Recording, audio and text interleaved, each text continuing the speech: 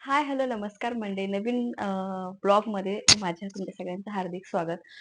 खूप दिवसापासून ना मला एक गोष्ट तुमच्याशी शेअर करायची होती. पण बाकीचे पण मध्ये सणवार होते आणि बाकीच्या गोष्टी होत्या ना, तर असा मला तो टॉपिक मी विसरून गेले होते. म्हणजे मागे राहिला होता तो टॉपिक. म्हटलं चला तर माझ्या व्ह्यूअर्सशी हा टॉपिक शेअर करूयात. तर माझं जेव्हा डिलिव्हरी झाली, तर त्यावेळेस सी सेक्शन झालं की नॉर्मल झाली हे एक महत्त्वाचा पॉइंट. तर बहुतेक मी सी सेक्शन झालं हे मी कुठेतरी कुठल्यातरी व्हिडिओमध्ये मला आठवत नाहीये. तर ती गोष्ट मी आय गेस कुठल्यातरी व्हिडिओमध्ये शेअर केलेली आहे. पण म्हटलं चला एक प्रॉपर डिटेलमध्ये तुमच्याशी शेअर करूयात. तर माझं जेव्हा डिलिव्हरी ची वेळ आली, तर त्यावेळेस म्हणजे आधीच असं म्हणजे थोडेसे कॉम्प्लिकेशन्स होते ॲक्चुअली. म्हणजे जसं म्हणायला गेलं तर बऱ्याच जणांचं नाळ अडकलेली असते किंवा काय-काय होतं. तर माझं ना मला मध्ये-मध्ये ना असे मूव्हमेंट्स नाही जाणवायचे. तर मे बी बेबी झोपलेला असेल किंवा काय आय डोंट नो.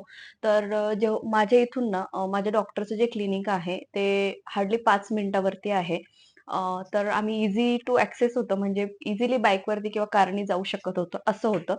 तर महत्त्वाची गोष्ट म्हणजे ना मला मध्ये-मध्ये ना असे मोमेंट्स सपोज नॉर्मली शेवटचे जे दिवस जे येतात डिलिव्हरीचे 7व्या महिन्यानंतर, तर तुम्हाला फ्रिक्वेंटली मूव्हमेंट्स हे जाणवायला पाहिजे, असं मला डॉक्टरांनी सांगितलं होतं.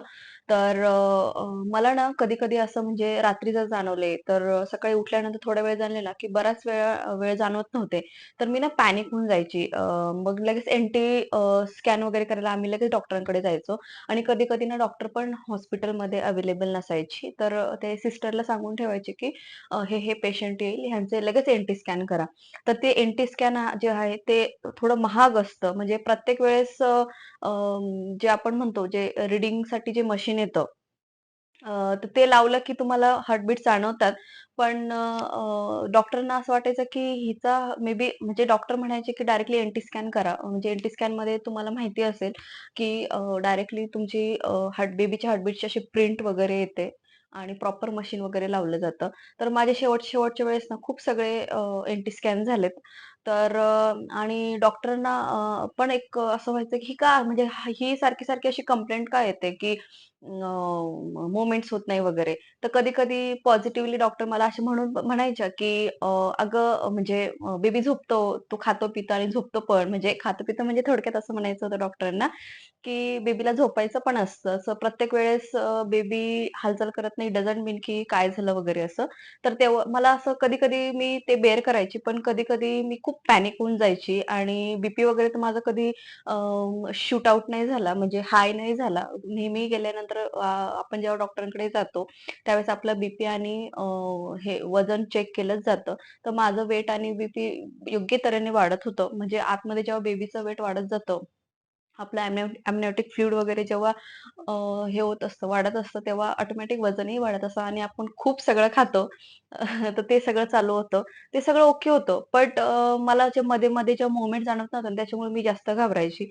आणि प्रत्येक वेळेस आहे ना एन-टी स्कॅन करा किंवा त्या मशीनने रीडिंग घ्या हार्टबीटची वगैरे हे असायचं. मग एक दिवस डॉक्टरनी ते जी रीडिंग मशीन आहे ना, त्यांची ओटीमधून मला घरीच दिलं आणि वरूनला सांगितलं, की "तू जर फ्री असत असेल तर तू असं फ्रिक्वेंटली हार्टबीट चेक करत राहायची." किंवा मलाही सांगितलं होतं, की मलाही शिकवलं होतं, की ते हार्टबीट कसे चेक करायचे. तर मी पण माझं घरी-घरी चेक करायची आणि मला डेट दिली होती 12 एप्रिलची वगैरे. हां, 12 एप्रिल आणि माझं बेबीचा जन्म झाला 12 मार्चला. तर 1 महिन्याचा फरक झालेला. तर ते का झालं? कारण मला ना अचानक खूप सगळ्या लेबर पेन मला एक्सपिरियन्सच नव्हता अजिबात. तर मला खूप सगळं दुखायला लागलं आणि ऑलरेडी माझी जी डिलिव्हरी होती त्याच्या आधीच म्हणजे म्हणतो ना आपण, की जुन्या बायकांना, आईला वगैरे समजतं, की हिला लवकरच होईल किंवा हिचे दिवस भरत आले वगैरे आपण असं म्हणतो. तर माझी आई, बहिणी आणि मावशी तिन्ही लेडीज म्हणजे तिन्ही माझ्या आई, मावशी वगैरे सगळ्या आलेल्या होते मला सपोर्टसाठी इथे. कारण माझ्या इथे सपोर्टला कुणी नव्हतं म्हणून. तर एक दिवस असंच आम्ही जेवायला वगैरे बसलेलो आणि अचानक मला ना 8:00-8:30च्या आसपास आहे ना खूप सगळं आतून असं मध्येच असं ना क्रॅम्प्स यायला लागले. तर मला कळत नव्हतं हे क्रॅम्प्स कशामुळे आहे. तर खूप सिव्हिअर क्रॅम्प्स होते ते. तर मी 1-2 वेळेस इग्नोर केलं. पण नंतर मला ते बेरेबल नाही झालं म्हणून मग मी अ, लगेच माझ्या आईला सांगितलं. सांगितलं तर आई म्हणे, "तू काही पण बोल, पण मला हे लेबरच वाटतं." म्हणजे तिच्या भाषेमध्ये ह्या कळाच वाटतं. ते आपण कळाच म्हणतो मराठीमध्ये. अ, कळा वगैरे येतात ते म्हणून. तर लगेच डॉक्टरांना लगेच फोन केला. तर डॉक्टर ज्या म्हटल्या, की "मी आत्तापर्यंत तर हॉस्पिटलमध्येच होती. थोड्या वेळ आधी फोन करायला पाहिजे होता. तर मी आता आली आहे दुसऱ्या हॉस्पिटलमध्ये." कारण त्या डॉक्टर 2-3 हॉस्पिटलमध्ये जायच्या त्या गायनेकोलॉजिस्ट. तर त्यांनी इमर्जन्सीमध्ये जे पुण्यातलं जे एक हॉस्पिटल आहे अंकुरा हॉस्पिटल म्हणून, जे की माझ्या इथून 5 मिनिटावरतीच आहे. तिथं मला ऑलरेडी आम्ही बुकिंग वगैरे केलेलं होतं. तर ते बुकिंगचा खर्च किती आला, काय हे मी तुम्हाला नेक्स्ट व्हिडिओमध्ये नक्की सांगेल. तर तिथं मी गेली आणि तिथं मला लगेच इमर्जन्सी एक सेक्शन असतं. त्या इमर्जन्सी सेक्शनला डॉक्टर नसल्यामुळे दुसरे जे डॉक्टर असतात ते आपल्याला हँडल करतात. तर तिथं मला त्यांनी वरून आम्ही सगळ्या दोघं-तिघं जण घाई-घाईमध्ये हॉस्पिटलमध्ये गेलो आणि मग त्यांनी माझा बीपी वगैरे लगेच मला असं हे केलं वगैरे आणि माझा बीपी वगैरे चेक केला आणि मला सगळं विचारायला लागले, "तुम्ही आतापर्यंत कुठल्या-कुठल्या मेडिसिन घेतलाय ते कुठल्या-कुठल्या मेडिसिन आतापर्यंत बंद केल्या, काय व्हॉटएव्हर जे इंजेक्शन्स वगैरे जे काही सप्लिमेंट्स तुम्ही घेत असाल, तर त्यांनी मला सगळी हिस्ट्री विचारली आणि लगेच पटापट फाईल मागितल्या. मला ज्या हिशोबाने ते लोकं असं हे करत होते ना, मला फार भीती वाटत होती, की हे काय झालं म्हणजे आत्ताच काही प्रॉब्लेम तर नाहीये ना, की असं वगैरे. तर अ, लगेच त्यांनी जे माझे डॉक्टर आहेत त्यांच्याशी कॉन्टॅक्ट करायचा प्रयत्न केला. पण माहीत नाही डॉक्टरांचा कॉन्टॅक्टच होत नव्हता. नंतर मला कळालं, की त्या एका मोठ्या मेजर सर्जरीमध्ये होत्या म्हणून. तर मग त्यांनी थोडा वेळ म्हणजे बराच वेळ वाट बघितली आणि मग नंतर अ, अ, मला माझी ना एक मेडिसिन होती, जी की जेवण झाल्यानंतर मी ती घ्यायची आणि त्या हिशोबाने मी जेवण कधीच चुकवत नव्हते. जेवायच्या टायमिंग जे होते ते. तर लकीली माझ्याकडनंच डॉक्टरांचा फोन लागला आणि त्या बोलल्या, की "काही घाबरायचं कारण नाहीये. तू पहिले जेवण कर, मग मी बोलते डॉक्टरांशी वगैरे." तर मला त्यावेळेस थोडंसं रिलॅक्स फील झालं आणि मग माझं जेवण घरून हॉस्पिटलमधून मध्येच त्यांनी हे केलं म्हणजे घरून हॉस्पिटलमध्येच मी जेवली. मला असं वाटलं, की मला आता डिस्चार्ज वगैरे मिळेल का काय? आणि जेव्हा कळलं, की डिस्चार्ज नाही मिळणार, तेव्हा अजून भीती वाटायला लागली, की नेमकं आता काय होणार आहे वगैरे. तर मग जेवण वगैरे झालं आणि माझी जी मेडिसिन होती ती मला नाही घ्यायला लावली, जी की मी घेणार होते. आणि मग मला अजूनच कळत नव्हतं, की हे काय चाललंय असं म्हणजे. आणि अ, मग वरून जे आहे तो डॉक्टरांशी वगैरे बोलला तिथल्या, जे की इमर्जन्सीमध्ये जे डॉक्टर्स होते त्या. आणि मग त्यांनी सांगितलं, की मॅडमने आम्हाला आता तुम्हाला ॲडमिट करून घ्यायला लावलेलं आहे. काही करायला नाही म्हणजे तुम्हाला घरी नाही जायला लावलेलं, तुम्हाला ॲडमिट करून घ्यायला लावलंय. असं म्हटल्यानंतर आमचे सगळ्यांचे असे हे झालं, की हे का का ॲडमिट करतात आणि वरूनला थोडा-थोडा डाऊट आला, की बहुतेक हिची डिलिव्हरी आत्ता करणार वगैरे म्हणून. आणि मग मी थोडीशी अशी हे झाली म्हणजे एक टाईम म्हणतो ना खुशी पण आणि घाबरटपणा अचानक काही आपण एवढं प्लॅन वगैरे केलं नसतं आणि काही नाही असं म्हणून. तर मग जी बॅग म्हणजे लकीली मी बॅग वगैरे पॅक 1-2 दिवस आधीच करून ठेवली होती. सगळे कपडे क्लीन वगैरे करून डेटॉलमधून बेबीसाठी म्हणा, जेव्हा मला जे वेअर करायचे होते, नवीन जे कपडे होते, ते सगळे मी क्लीन वगैरे करून ऑलरेडी बॅग वगैरे सगळी अशी भरून ठेवली होती. तर फक्त ती उचलायची आणि न्यायची असं होतं. मग आय नो की माझी डेट खूप लांब होती, पण एक असायची ना एक्साइटमेंट वगैरे तसे त्या केस ती केस माझ्यासोबत होती. आणि मग अ, अ, मग मला सारखे ते असे मधून-मधून ना पेन्स व्हायला लागले.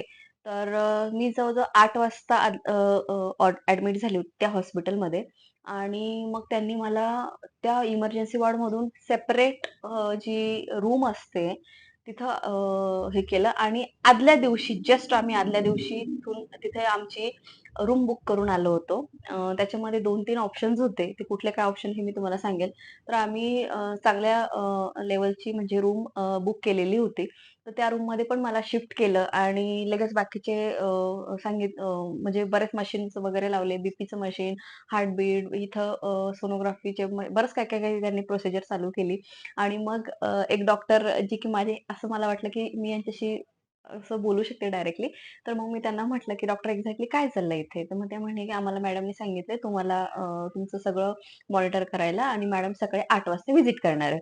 म्हणजे याचा अर्थ मला कळून चुकलं, की मी आता रात्रभर इथेच आहे आणि जसं-जसं रात्र होत होते तसं माझे पेन्स खूप वाढत होते. म्हणजे लिटरली 2-2:30 वाजता मला उठता पण येत नव्हतं, वॉशरूमला पण जाता येत नव्हतं. खूप हालत बेकार होती. मी कंटिन्यू रडत होती. आणि मग सकाळी-सकाळी 7:00-7:30 वाजता माझ्या ज्या गायनेकॉलॉजिस्ट आहेत, त्या तिथे माझ्या रूममध्ये हजर झाल्या आणि मला एकच वाक्य बोलल्या. त्यांनी मला पहिले आलेलं हग केलं आणि मला एकच वाक्य बोलल्या, की "आज आपण तुझं हे करतोय, डिलिव्हरी करणार आहे." हे वाक्य ऐकून तर मी शॉकमध्ये जाऊ, की हसू की रडू मला समजत नव्हतं. आणि त्या जेव्हा असं म्हटल्या, की "आज आपण डिलिव्हरी करणार आहे. 1 वाजता तुझं ओटीमध्ये आपण नेणार आहे तुला. Be prepare." तर 7:30 वाजले. मग मी नाश्ता वगैरे थोडासा केला आणि त्याच्यानंतर त्यांनी सांगितलं, "काही खायचं नाही, प्यायचं नाही." असं असतं म्हणजे सर्जरीच्या आधी तुम्ही काही जर सी सेक्शन करायचं असेल, तुम्ही काही खाऊ-पिऊ वगैरे नका. तर मग ठीक आहे म्हटलं आणि मग त्यांनी बाकीची प्रोसिजर वगैरे चालू केली. आणि म्हणजे खूपच तर माझी आई वगैरे तिचं एक होतं देवावरती प्रत्येकाची एक धारणा असते प्रत्येकाची. तर ज्याच्या त्याच्या हिशोबाने एक विश्वास असतो. तर माझी पण खूप विश्वासाने खूप धारणा आहे आणि मला खूप अनुभव आलेला आहे. तर मग आईने त्या सगळ्या गोष्टी पटपट गेली मंदिरामध्ये आणि सगळं म्हणजे ती मंदिरामध्ये अ, वरून दुसरीकडे आणि मी ओटीमध्ये माझं सी सेक्शन वगैरे झालं तरी माझ्या पाशी 2 तास कुणीच नव्हतं. कारण इतकं मोठं हॉस्पिटल आहे ते. कोण कुठल्या फ्लोअरला आणि सगळ्यांचे मोबाईल कोणाकडे कोणाचे मोबाईल नाही, काही नाही, काही नाही. आणि माझा मोबाईल माझ्याकडे जेव्हा आला, खूप वेळाने माझ्याकडनं माझा मोबाईल आला आणि मी कंटिन्यू त्या डॉक्टरांना म्हणत होती, की अ, मला माझ्या घरच्यांना बोलवा आणि माझे तिथले डॉक्टर मला म्हणायचे, "तुमच्या घरी तर कोणीच नाहीये." मी म्हटलं, "असं कसं होऊ शकतं? 3-4 माणसं माझी इथं माझ्याजवळ आलेली आणि तुम्ही म्हणताय की कोणीच नाहीये." आणि मग मी इथून माझ्या वडिलांना फोन केला. माझ्या वडिलांनी वरुणला फोन केला. वरुणला सांगितलं, की ह्या-ह्या फ्लोअरला जा. इथे-इथे सोनाली आहे आणि मग त्या फ्लोअरवरनं वरून तिकडे आला. कारण बेबी आय-सी-यूमध्ये होता. कारण ऑब्झर्वेशन खाली बेबी ठेवतात. आणि तिकडनं मग वरून आला. तर तुम्हाला मजेशीर गोष्ट अशी सांगायची मला, की जेव्हा मला ओटीमध्ये नेलं त्यावेळेस मला सगळं कळत होतं आणि माझ्या डॉक्टर माझ्याशी खूप मस्ती करत होत्या. ते सगळे हे डॉक्टर लोकं करतातच. आपलं जो स्ट्रेस असतो तो कमी करायला आणि मला सगळं कळत होतं, की माझ्यासोबत काय चाललंय, काय नाही. कारण मला जे इंजेक्शन दिलं होतं त्याचा मला काहीच फरक नाही पडला. फक्त इथून खाली बॉडी सुन्न झालेली होती आणि इथून वरती मला सगळं समजत होतं. मग ते सगळं झालं. त्यांनी मला बेबी दाखवला. आणि थँक गॉड मग बेबी तिकडे नेला आणि मग त्याच्यानंतर मला नंतर खूप 1 वाजता 1-1:30 वाजता सगळ्या गोष्टी झाल्या आणि 4-5 वाजता मी रूममधून नॉर्मल माझ्या रूममध्ये आली आणि लकीली आम्ही जी रूम बुक केलेली होती त्याच्यापेक्षा आम्हाला हायर लेव्हलची रूम मिळाली. कारण त्यांनी आधीच सांगितलेलं होतं जेव्हा आम्ही बुकिंग केली तेव्हा, की जर सूट रूम जी अवेलेबल असेल तर तुम्हाला तीच दिली जाईल आणि जर बुकिंग ह्या सगळ्यांच्या झाल्या आणि तुम्ही जर तुम्हाला सूट रूम दिली तर चालेल का? तर ऑब्व्हियसली कोणाला नकोय सूट रूम. तर मग सूटमध्ये पण त्या रूममध्ये खूप फॅसिलिटीज होत्या. त्या काय-काय फॅसिलिटीज होत्या मी ॲक्चुअली त्या रूमचं जे कॉस्ट होती ती 1,00,000 आम्ही जी बुक केली होती ती 1,00,000 45,000 ची रूम होती आणि त्याच्यामध्ये तुमचे म्हणजे बरेचसे चार्जेस इन्क्लुडेड होते. म्हणजे तुमचं सी सेक्शन बाळाचं 24 अवरचं ऑब्झर्वेशन, त्याच्या काही मेडिसिन्स असतील त्या आणि फोटोथेरपी वगैरे जी होती त्या गोष्टी आणि माझ्या मेडिसिन्स असेल 3-4 दिवस आपण जेव्हा ॲडमिट असतो त्या सगळ्या गोष्टी अवेलेबल होत्या. 24 तास नर्स सेवा होती. खाणं-पिणं, ब्रेकफास्ट, नाश्ता सगळं त्यामध्ये इन्क्लूड होतं आणि A1 नाश्ता, A1 जेवण होतं तिथे हॉस्पिटलमध्ये. मला ते फार आवडलं आणि बेड वगैरे खूप मस्त कम्फर्टेबल होते. डायनिंग एरिया वेगळा होता. माझा बेड वेगळा होता. सोफा म्हणजे जे गेस्ट वगैरे व्हिजिटला येतात, ती रूम वेगळी होती. तर खूप स्पेसियस अशी रूम मिळाली होती आम्हाला. आम्ही त्याच्या लो लेव्हलचं पे केलेलं, पण आम्हाला त्याच्यापेक्षा हायर लेव्हलचं रूम मिळाली लकीली आणि त्या हायर लेव्हलची जी सूट जी रूम होती, त्या रूमचे आमच्याकडनं त्यांनी चार्जेस नाही घेतले. जी लो लेव्हलची आम्ही पे केलेली होती म्हणजे त्याच्या खालच्या ह्याचे म्हणजे 1,45,000 जे होते, ती रूम जी होती, त्या रूम जी 2,00,000 पर्यंतची जी रूम होती, ती आम्हाला मिळाली. ज्याची की आम्ही 1,45,000 जी नॉर्मल रूमची पे केले होते असं. तर बेबीचे 1-2 व्हॅक्सिन्स वगैरे ज्या गोष्टी असतात ते सगळं त्याच्यामध्ये इन्क्लुडेड होतं आणि बरोबर 6 वाजता त्यांचा मला नाश्ता यायचा, चहा आणि बिस्किट यायचे. 2च असे छोटे-छोटे पार्लेचे बिस्किट यायचे आणि बेबीला वॉशला वगैरे म्हणजे स्पॉन्जिंगला वगैरे ते वेळच्या वेळी घेऊन जायचे. सिस्टर तिथले ज्या सिस्टर्स होत्या, नर्स एक नंबर होत्या. स्वॅडिंग बाळाला स्वॅडल कसं करायचं, काय सगळं मला त्यांनी शिकवलं आणि लॅक्टेशनवाली वेगळी यायची. पोझिशन सांगायला, की असं फीड करा, तसं फीड करा, ह्या पोझिशनने. कारण आपल्या इथे सगळे सलाईन्स वगैरे असतात त्याच्यामुळे कळत नाही. त्याच्यानंतर डायटिशियन वाली यायची, की तुम्ही हे खा, ते खा. डायटिशियन वाली हे वाली आणि पेडिट्रिशियन वेळोवेळी बाळाला बघायला यायचे आणि माझी जी गायनेकोलॉजिस्ट ती पण बघायला यायचे. तिच्या अंडर जे बाकीचे 2 डॉक्टर्स होते ते रेग्युलर व्हिजिटला यायचे आणि क्लीनिंग तर एक नंबर होती. कारण दिवसातून 3दा रूम क्लीन व्हायची. फ्लोर, वॉशरूम सगळ्या गोष्टी आणि ऑब्व्हियसली आपण एवढे पैसे पण दिलेले असतात. पण येस, बऱ्याच ठिकाणी असं पण होतं ना, की आपण एवढे पैसे भरून पण आपल्याला चांगली सुविधा मिळत नाही. पण माझ्या इथे मला खूप म्हणजे छान सुविधा मिळाली आणि जेव्हा आपण डिस्चार्ज होतो, डिस्चार्जच्या वेळेत त्यांच्याकडून छान केक कटिंग केलं जातं, बलून्स लावले जातात बाहेर आणि बेबीला एक ड्रेस, त्याच्यानंतर एक बेबी हॅम्पर दिलं जातं आणि एक मदर हॅम्पर दिलं जातं. बेबी हॅम्परमध्ये छान बॅग असते, वाइप्स, छोटे-छोटे lotions, baby body wash, shampoo, wipes ह्या सगळ्या गोष्टी असतात. डायपर्स वगैरे आणि मदर हॅम्पर्समध्ये मदरचे कुकीज येतात. छोटा असा छान केक असतो. तो तर तिथंच कट केला जातो. ते तिथंच कट करतात डिस्चार्जच्या वेळेत. त्याच्यानंतर छान असं म्हणजे छान ते सेलिब्रेट करतात हे करायच्या वेळेस. तर असं माझी जर्नी होती. तर माझं सी सेक्शन का झालं हे मी तुम्हाला सांगते. कारण डॉक्टरांचं म्हणणं होतं, की हिला जे असं हे होतं, की मध्येच हार्टबीट वगैरे तिला जाणवत नाही किंवा व्हॉटएव्हर. तर रिस्क नको घ्यायला म्हणून त्यांनी सी सेक्शन केलं. बाकी काहीही इश्यू नव्हता. सो येस, ही होती माझी सी सेक्शनच्या मागचं कारण मेन म्हणजे. तर चलो. तर तुम्हाला व्हिडिओ आवडला असेल, इन्फॉर्मेटिव्ह वाटला असेल तर नक्की शेअर करा, कमेंट्स करा आणि सबस्क्राईब करा चॅनलला. आणि प्रेग्नन्सी रिलेटेड अजून 1-2 टॉपिकचे व्हिडिओ माझे मागच्या वेळेस राहून गेलेले, ते मी पुढे कंटिन्यू करणार आहे. सो व्हिडिओ आवडला असेल तर नक्की लाईक करा. Bye bye.